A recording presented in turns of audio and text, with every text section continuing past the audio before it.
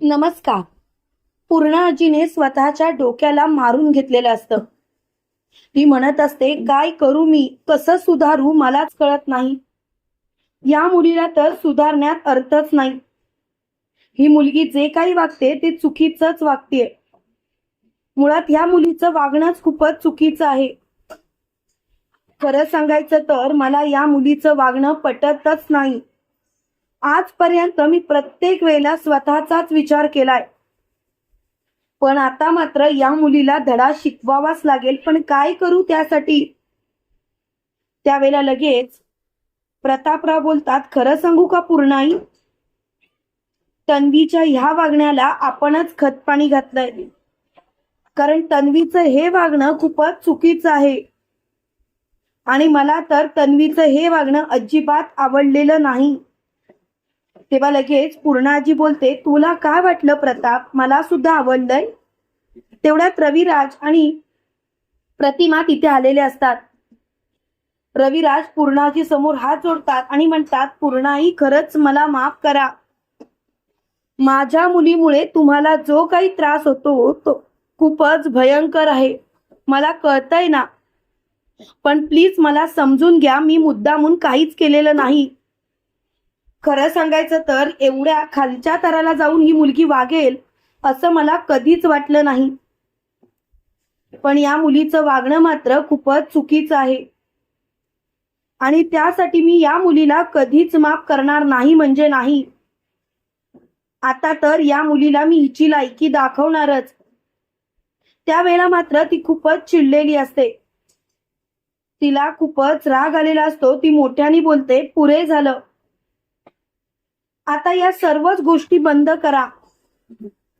त्यावेळेला लगेच प्रतिमा बोलते, पूर्णाई खरं सांगू का, तन्वीला जेलमधून सोडवून आणणं आमचं कर्तव्य होतं आणि आम्ही तिला सोडवून आणलं. पण याचा अर्थ असं होत नाही की तन्वीच्या चुकांना पाठीशी घालणार. तेवढ्यात अश्विन खूपच चिडलेला असतो आणि अश्विन प्रियाचा बोजा बिस्तरा घराबाहेर फेकतो आणि म्हणतो, रविराज काका मला माफ करा, पण या मुलीला मी आता या घरात नाही ठेवू शकत. प्लीज रविराज काका, या मुलीला इथून घेऊन जा. त्यावेळेला रविराज बोलतात, अश्विन शांत हो, तुला काळजी करायची गरज नाही. अश्विन, तू जो निर्णय घेतलायस तो योग्य आहे, मला याचं काहीच वाईट वाटत नाही. अश्विन प्लीज, तू स्वतःला दोष देऊ नकोस. तेव्हा मात्र अश्विन खूपच चिडलेला असतो. अश्विन मोठ्याने बोलतो, पुरे झालं, मला तर आता या विषयावरती बोलायचंच नाही. मुळात या विषयावरती मला काही विचारच करायचा नाही. आता खरं तर खूप झालं, मला हा विषय इथल्या इथे बंद करायचा आहे. आणि तो कसा, तर हा असा, मला या मुलीला या घरात ठेवायचंच नाही. प्लीज रविराज काका, तुमच्या या मुलीला घ्या आणि तिला घेऊन इथून निघून जा.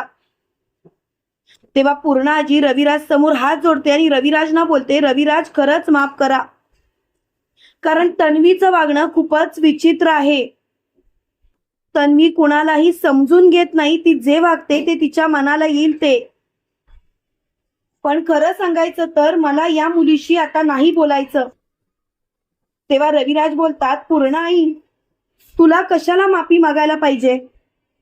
पूर्णाई, मला पूर्णपणे माहिती आहे की तुम्हाला किती त्रास होत असेल तो. पण खरं सांगू का, आता मला या गोष्टीचा विचार नाही करायचा. जे काही आहे ते तुमच्या समोरच आहे आणि त्यासाठी मी काहीही करेन, कोणत्याही थराला जाईन. पण काही झालं तरी लवकरात लवकर सगळं काही नीट करेन मी, पण त्याशिवाय मी गप्प राहणार नाही. तेव्हा लगेच कल्पना बोलते, रविराज भाऊजी, आम्ही आजपर्यंत तन्वीला समजूनच घेत आलोय, तन्वीच्या प्रत्येक गोष्टींचा मान राखत आलोय, पण तन्वीने मात्र येता जाता आमचा अपमानच केलाय. आणि मला आता या विषयावर काही एक बोलायचं नाही. हा विषय मुळातच इथे संपला आणि खरं सांगायचं तर मला आता हा विषय वाढवायचा सुद्धा नाही. आता तर मी याविषयी काहीही बोलणार नाही आहे. प्लीज हा विषय इथल्या इथे स्टॉप करा. तेव्हा मात्र पूर्णाजीला खूपच राग आलेला असतो. त्यावेळेला पूर्णाजी अश्विनला बोलते, अश्विन मला कळतंय तुला किती त्रास होतोय ते, पण अश्विन एक गोष्ट लक्षात ठेव, कितीही काही झालं तरी सुद्धा मी तुला माफ करू शकत नाही म्हणजे नाही. अश्विन काही झालं तरी रविराजशी बोलण्याची ही पद्धत नव्हती. तेव्हा लगेच अश्विन बोलतो, पुरे कर पूर्णाजी, पुरे कर. मुळात रविराज काकाशी बोलण्याची ही पद्धत नव्हती. रविराज काका असं आहे तसं आहे मला सगळं माहिती आहे, पण प्रियाचं वागणं सुद्धा चुकीचं आहे. प्रिया जे काही वागते ते तुला पटत असेल, मला नाही. आज नवरा म्हणून घ्यायची मला लाज वाटते. तेव्हा मात्र प्रियाला खूपच राग आलेला असतो. प्रिया मोठ्याने बोलते, वा अश्विन वा, तसंही नवरा म्हणून घ्यायची मला लाज वाटायला पाहिजे. पण खरं सांगू का अश्विन, बरं झालं तूच बोललास, कारण प्रत्येक गोष्टीत तू कमी पडतोयस, मी नाही. मला खरं तर तुझ्या या गोष्टीमुळे खूपच राग येत चाललाय आणि आता तर मला तुझ्याशी बोलायची इच्छाच नाही. खरं सांगायचं तर मला आता हा विषय वाढवायचाच नाही. तेव्हा लगेच पूर्णाजी बोलते, अश्विन पुरे कर. तेव्हा रविराज बोलतात, अश्विनचं काही एक चुकलेलं नाही. अश्विन जे काही वागतोय ते योग्यच वागतोय. मुळात अश्विनचं वागणं मला अजिबात चुकीचं वाटत नाही. कोण सहन करेल अशा नाटकांना, आणि मुळात सहन तरी का करावं. मुळात सहन करण्याचा तर प्रश्नच उद्भवत नाही. मला तरी असं वाटतं की हे जे काही चालू आहे ते चुकीचं चालू आहे आणि हे सर्व लवकरात लवकर थांबलंच पाहिजे.